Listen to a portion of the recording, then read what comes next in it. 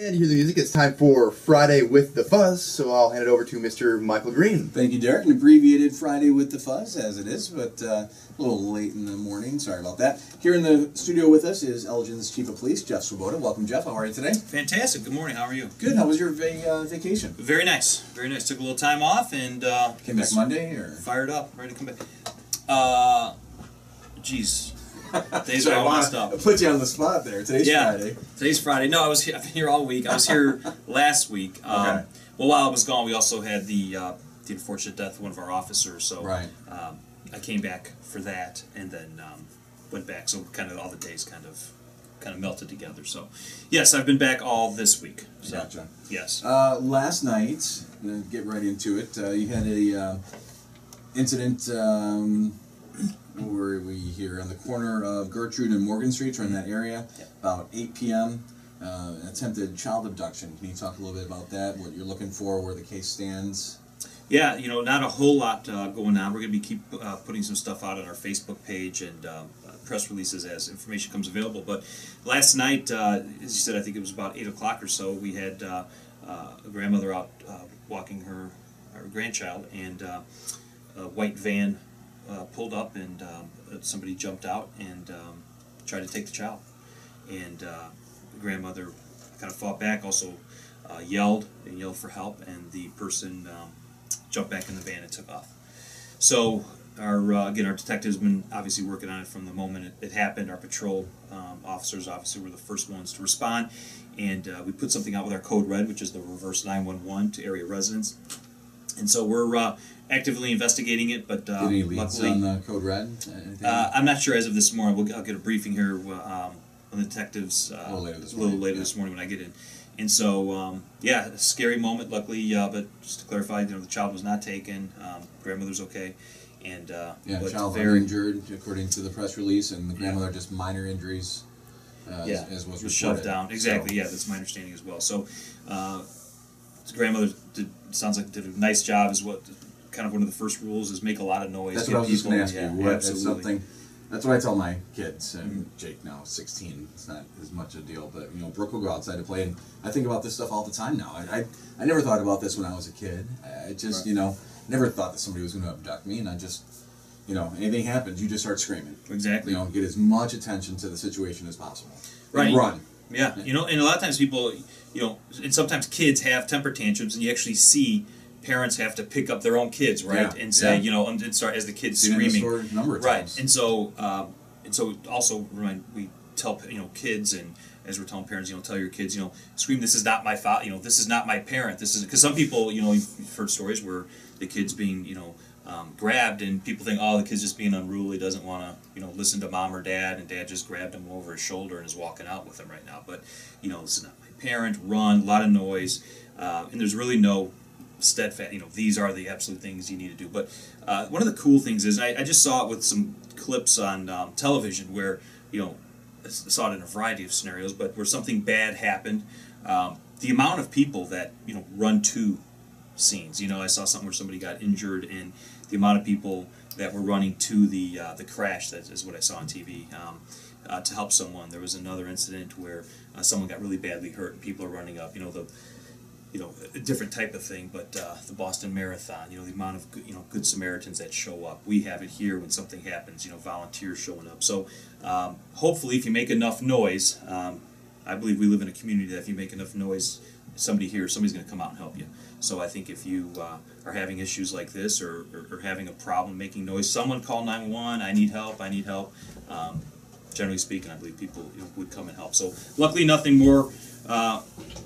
We haven't made an arrest yet. Hopefully we get some more information, and we're able to, but as it stands right now, that's pretty much all we have, and refer people to our Facebook page, and we'll do a press release once we get more information, but Facebook would probably be the best place to keep getting the updates. From your press release, again, just a male Hispanic, approximately 30 years of age, average height, medium build, short dark curly hair, and it was a very nondescript white cargo van with no identifying marks. And anybody with any information is asked to contact the Major Investigations Division.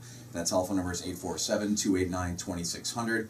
Of course, you can also do it anonymously through the crime line at 847-695-4195 or by texting to 847-411. Elgin PD at the beginning of the text, followed by the message and or tip information.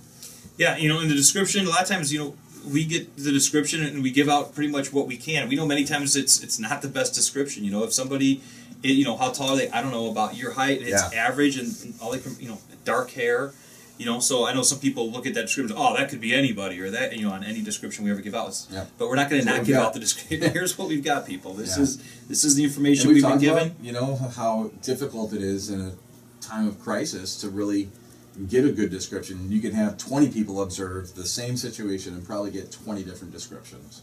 Well, it's possible, and I think what was interesting too. Yeah, when you're under stress, and especially in this case, she's obviously looking at the offender, but also very concerned about the grandchild. Right. As the grandchild, here's where you're going to be. You're really going to be focusing on. So, while it would be great to get license plates when something like this happens, it's your mind's not always in the game. That officers, I imagine, are canvassing for video footage and anything else, going door to door as well. Yeah, we were out there last night for a while. I know we'll probably be out there again today, and we do a canvass, knock on the doors, any video around from the area, all of those types of things. Yeah, so hopefully more information to come. Just before you got back from vacation, evidently, we've talked about this, and we talked with Deputy Chief Wolf as well about fireworks, leave them to the professionals, and it looks like somebody did not heed those warnings. Festival Park. Well, the intersection of Wellington Avenue and National Street, so just outside of the park area, but it looks like after the 4th of July fireworks, people were leaving the area and somebody set off some fireworks illegally and injured 4 people, an adult and 3 children. Can you talk about that at all? It looks like, they're all okay, minor injuries, minor burns to the hands, legs. The 38-year-old female, minor burns to the leg, neck, and face area. Say minor injuries, it's all relative, right? Not to laugh, but it's just... Any injury when you're just leaving a fireworks show, just walking home, minding your own business, and some goof has to let off some fireworks and goes into the crowd. And so I think you kind of recapped it exactly. July 4th probably was 9:45-ish. I was down there as well for the fireworks, and great show by the professionals, good concert, all those things. It was very, very crowded down there.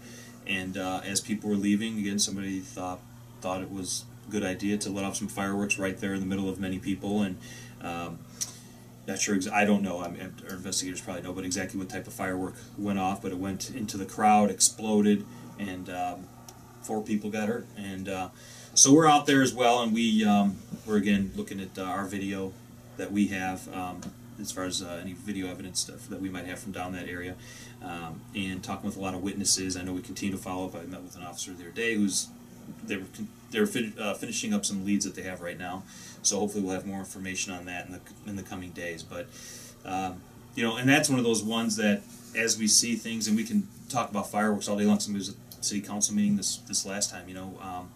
The fireworks that are going on are especially in a crowd like that, right? There's one thing somebody in their backyard doing a bottle rocket or something versus in a crowd, and this was a large type of firework. So calling us immediately when that happens. However, having said that, there were well over 100 in a few hours on the 4th of July. So getting to them, properly addressing them, writing it's a lot of times it's a knock it off and on to the next one type of thing, And so it's 4th of July. It's I know some neighborhoods are I don't understand the fascination. I subsequently after this, not City of Elgin, but you had 2 NFL players that lost fingers shooting off fireworks. I don't know if you saw that. Jason Pierre-Paul, defensive end for the New York Giants, lost his index finger, I believe.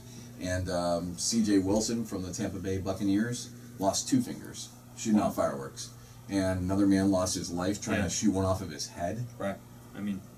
What are people thinking? Yeah. I'm with you. I enjoy fireworks. I don't get super excited about them. Right. They're there, and they're like, wow, that was nice, and go on. I'm not one that necessarily does them myself either, not because I'm a police officer. Right. But yeah, some people, and again, it's unfortunate. So it's that mixture, right? It's the fireworks, and then how large the fireworks are that they get, and then many times it's at a party, and so when there's parties, people are drinking, and kids around, and you see pictures of the dog running out and grabbing the firework and running around and shooting people as the dog's running in circles. There's just so many things that can go bad. It's just, I get it. Some people really like that, but It's unfortunate. It's every single year. Yeah. It's every single year. You read stories about people doing it, and you know, and for the officers get put in such a tough spot because you call because your neighbor is lighting off, you know, even just like I said, some bottle rockets. So we show up and it's a household party, and then parents are there. Oh, I'm sorry, officer. Yes, we'll tell them to stop. You know, we could, and the officers do, you know, write a $100 ticket and take all the fireworks. You know, if there's other bottle rockets, we tell the officers to do. And then now that family's, gosh, you know, guys, listen to all these big ones going on around here. You know, you're messing with a couple of bottle rockets, and so with all of the calls we're going on, there's only so many officers on the street that we're trying to get to them all. It puts officers in some tough spots as well. And so we get it. It's the 4th of July. People are just trying to have fun, but fireworks just aren't safe when they're not when they're in just the novices' hands. And so we take the stance that we're going to take them and write citations. And we wrote many citations this year. I'm not sure the final number, but I'm sure next year we'll be talking about it again. And it's not. There's certain problems we work on in the police department that we think we're going to be able to solve. Fireworks on the 4th of July and people lighting them off. I'd like to be able to control them and knock them down and tap them down as best we can, but you know, solving them so that people just stop doing it, I'm not sure we'll get there next year. I know this doesn't directly have to do with you, but I wanted to bring up with you the Elgin Fire Department obtained a Class 2 rating for public protection from the National Insurance Service Office. You're sitting on city council meetings and stuff like that, and I know you've got a great working relationship with the Elgin Fire Department and Chief Fahey. Anything you can talk about that on, or? Yeah, just, you know, it's a huge honor. It sounds like in talking with Chief Fahey, you know, well, first of all, there's different levels, and it's kind of to break it down to, you know, to probably the 1 through 10, easiest thing. Is that what it is? Yep. We've been a 3 for, you know, as long as I've been here. I think I remember maybe saying 30 years or something.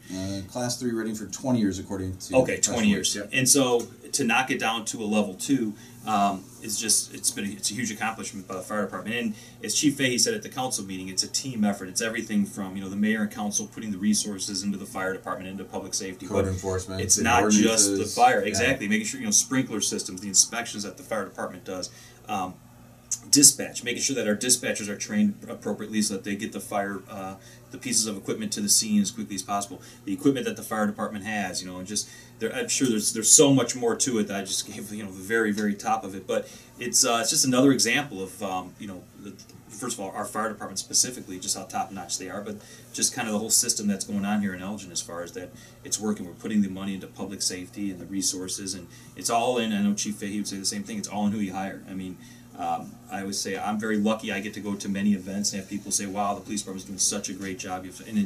And the credit belongs to the guys who are out there doing it right now, whether it's the fire department, police department, public works, code enforcement, the day-to-day operations, and just it's a matter of just making sure we hire the right people, give them the tools they need to succeed, and the training they need to succeed, and then many times just get out of their way and let them do their job. And fire department's definitely an example of a top-notch organization that just continues to do good stuff.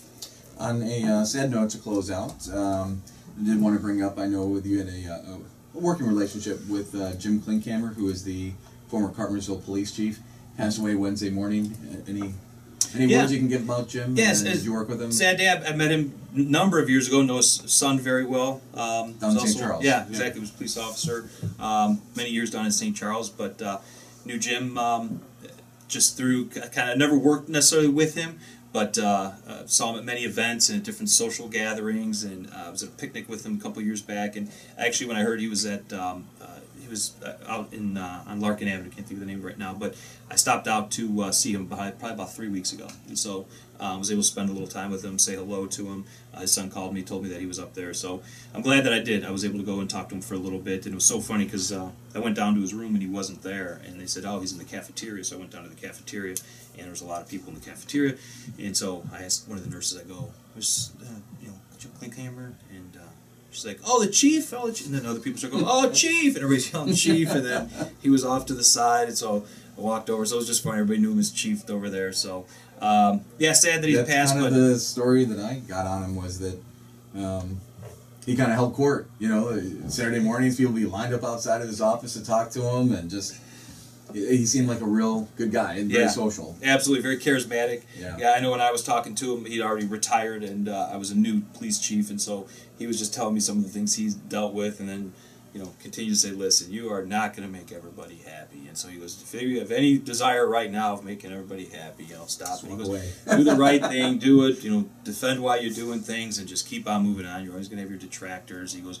but, always a big believer in as well. Make sure you hire the right people, give them the training they need, and support them. And so he was, like I said, a charismatic guy, going to be missed, but definitely left an impression not only in his organization, but I know in law enforcement. He's well known throughout all of Kane County, and was a really good guy. It sounds, I never worked with him, but sounds like a very good police officer as well. So, a couple things, and we'll touch on it again next week, or touch on it. Period. National Night Out is coming up on August 4th at 6 p.m. And then also you've got some stuff going on with McGruff.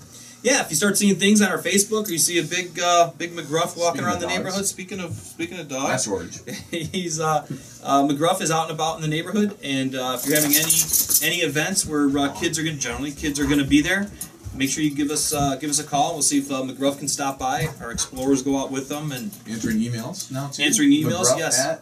I don't have what is McGruff at cityofelgin.org. So give him an email if you want him to stop by a birthday party or some type of other party. Lieutenant Trost, who leads our community relations bureau, is really put a lot of effort into this, and so it's getting a lot of positive feedback from the community. So they're showing up. I know McGruff was in the parade. 4th of July parade went awesome. I see Steve Thorin. I know he was in the parade with his dad. So McGruff is out and about. If you see him, make sure you stop, say hi, get a picture with him.